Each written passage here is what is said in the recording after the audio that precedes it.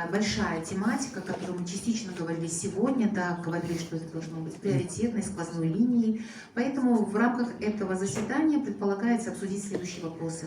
Вообще понять актуальность, нужно ли нам на сегодняшний день иметь эту концепцию развития неформального образования, потому что у нас есть уже предыстория, уже пытались ее разрабатывать, да, надо посмотреть с реалиями сегодня, насколько это актуально и нужно.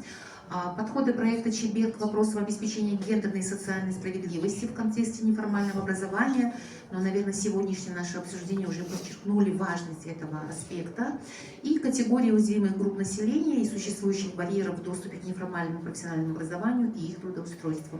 Действительно, когда мы говорим о уязвимых группах, в контексте каждой страны это своя специфичная уязвимая группа, и нужно понять, кто сегодня в Кыргызстане считается наиболее уязвимой, да, и кому нужна действительно поддержка для того, чтобы интегрировать их на рынок труда. Я предлагаю сейчас пройтись по всем, а потом уже совместно, да, если какие-то будут у вас комментарии и рекомендации, мы будем озвучивать. Можно следующий слайд?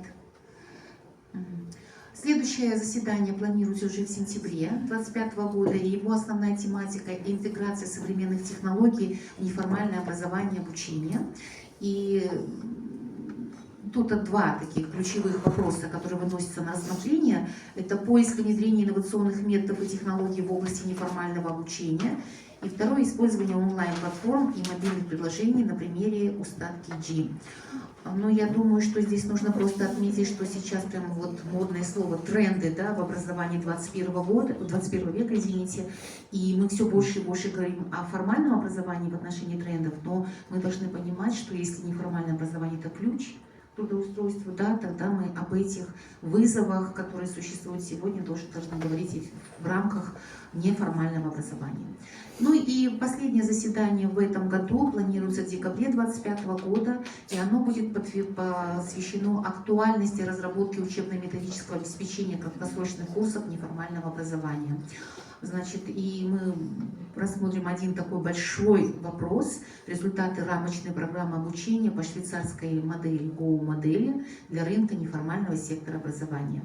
И я думаю, что вот эта актуальность разработки учебно-методических обеспечений действительно актуальна, потому что мы говорим, что сегодня неформальное образование должно встроиться в систему образования формального, и тогда требования к качеству, как мы учим, чему мы учим, очень актуальны. И тут сопутствующий вопрос выйдет: и кто учит.